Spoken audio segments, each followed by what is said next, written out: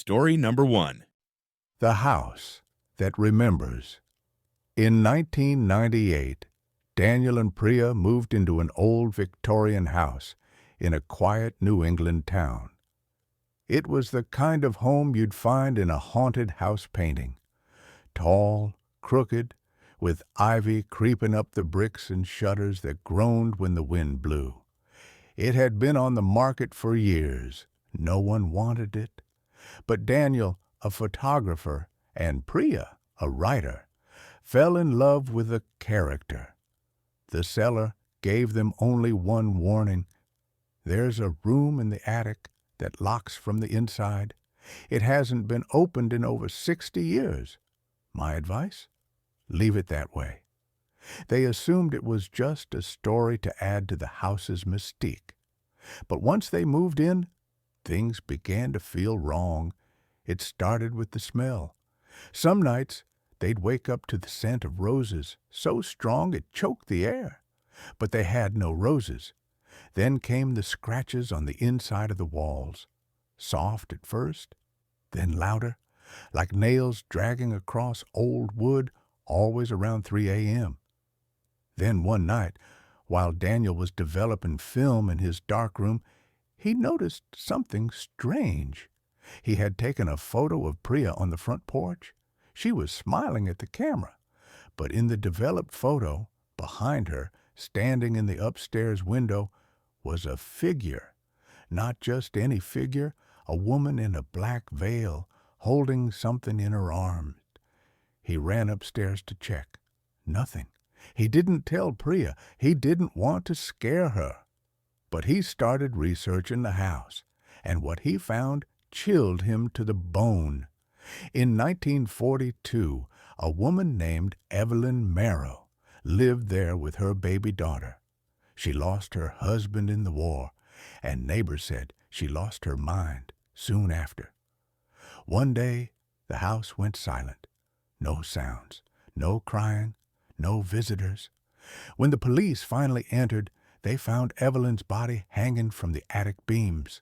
The baby was never found. The attic door had been locked from the inside. Daniel now understood the warning. He told Priya everything. She was shaken, but insisted they didn't leave. This house has a past, that's all. It can't hurt us. But the house disagreed. That night, they heard a sound they'd never heard before, a soft lullaby, being sung in a woman's voice just above a whisper, coming from the attic. Daniel and Priya stood frozen in the hallway, staring up at the ceiling. Then they heard it, a baby crying. The next day, they decided to open the attic. They found the key buried in the basement under a loose brick. It was rusted and cold to the touch. When they turned it in the attic door's lock, it clicked. The door creaked open slowly, revealing a perfectly preserved room. A rocking chair, a cradle, and the overwhelming smell of roses. Everything was covered in dust, except the cradle.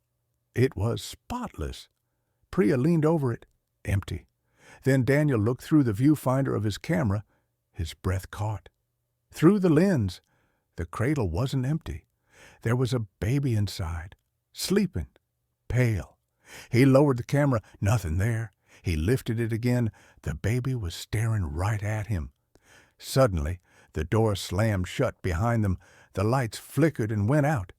The rocking chair began to move, and the lullaby started again. But this time, the voice was angry. It screamed, "You left me! You left me!" The walls shook. The air turned ice cold.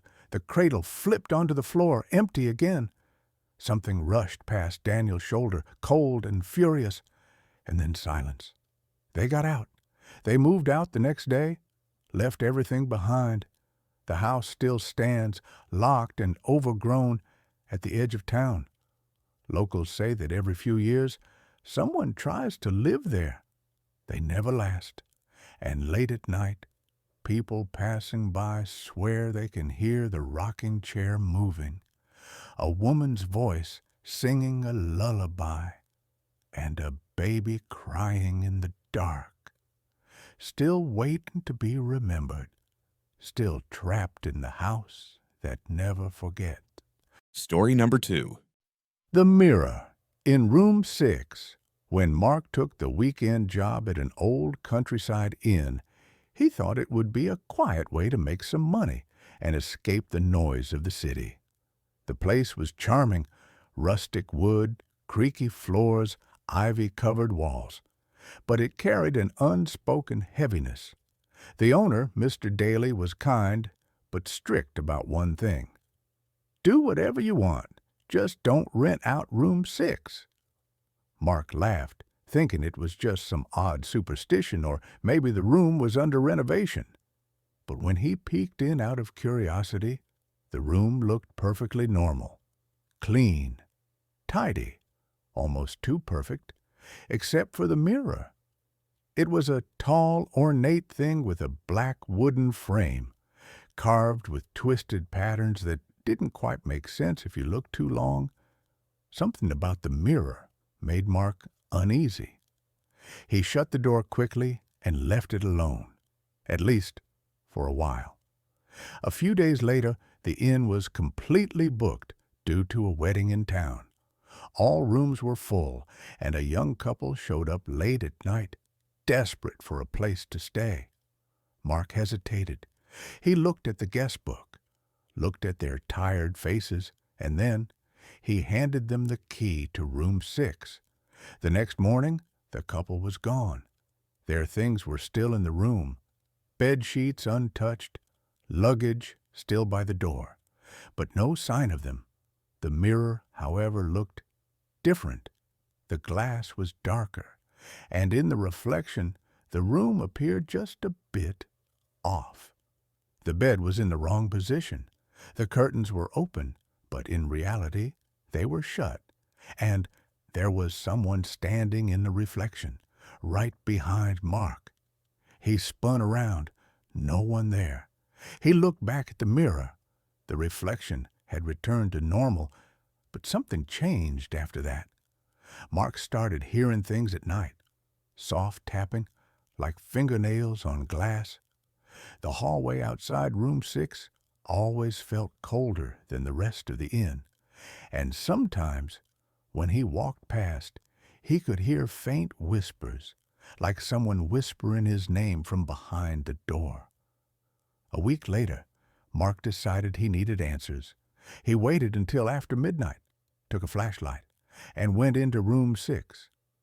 The room was still, silent. The air felt heavy, as if it hadn't been breathed in weeks. He stood in front of the mirror and watched. At first, it was just his reflection. Then the image began to drift.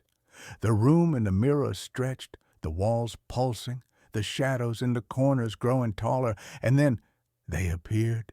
The couple, standing in the corner of the reflection, pale, eyes wide, mouths open in silent screams.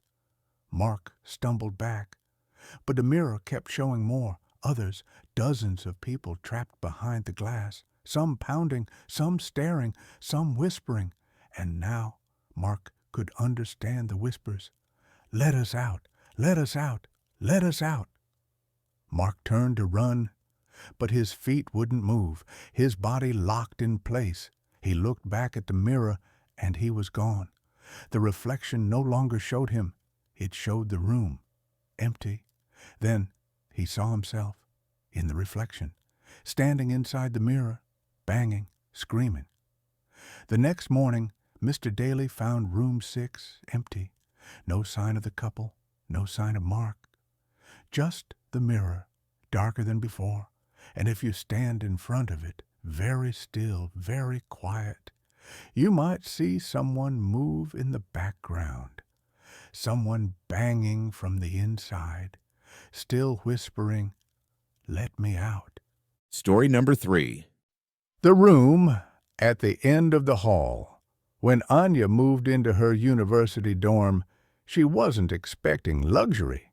It was an old red brick building with narrow staircases, flickering lights, and the kind of draft that made you wear a hoodie in July. But the worst part wasn't the plumbing or the noise. It was the room at the end of the hall. Room 309. Nobody ever talked about it. The door was always locked. No nameplate, no movement, no sound. And yet, every night, Anya would walk past it to get to her room and feel like someone on the other side was watching. She'd mention it to her roommate, Tara, but Tara would just shrug. It's probably storage, or like maintenance. But Anya wasn't convinced, because sometimes she heard breathing behind the door. One night, coming back from a late study session, the hallway lights were dimmer than usual. As she passed room 309, she noticed the door was slightly open. Not much, just an inch, but enough to see inside. It was dark, pitch black, but something about that darkness felt too deep, like it went back farther than it should, like it wasn't a room at all, but a void. She leaned closer, and just as she did, the door slammed shut. She told Tara the next morning. "Did you touch it?" Tara asked.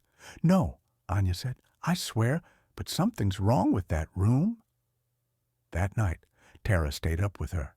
They sat by the window, facing the hallway. Nothing happened until 3:09 a.m.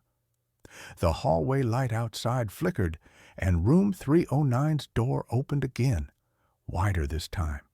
They stood up, frozen. Inside the room, they could see movement. A figure, tall, slow, barely visible. Tara whispered, "We should go back." But Anya couldn't move. The figure in the doorway turned, and that's when they saw it. It had no face, just smooth, pale skin stretched across its head like wax, and it began to crawl out of the room. They slammed their door, locked it, pushed a desk against it. The thing didn't try to break in. Instead, they heard it crawl back into room 309, and the door clicked shut. The next morning, they went to the campus office and demanded to know what room 309 was. The woman behind the desk blinked.